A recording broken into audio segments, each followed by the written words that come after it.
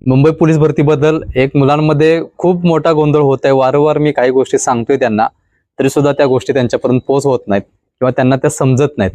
यासाठी खूप महत्त्वाचा आताचा व्हिडिओ आहे. तो म्हणजे सर आमचं हॉल तिकीट कधी येणार, सर आमचं हॉल तिकीट यायलाच नाही, सर आम्हाला भीतीच वाटत आहेत, येते की नाही, की आमचं नाव येणारच नाही, असं तसं सगळा विषय आजच्या व्हिडिओमध्ये असणार आहे. की मुलींचं 4 ऑगस्ट पासून ते 10 ऑगस्ट पर्यंतचे सगळे हॉल तिकीट आलेले आहेत.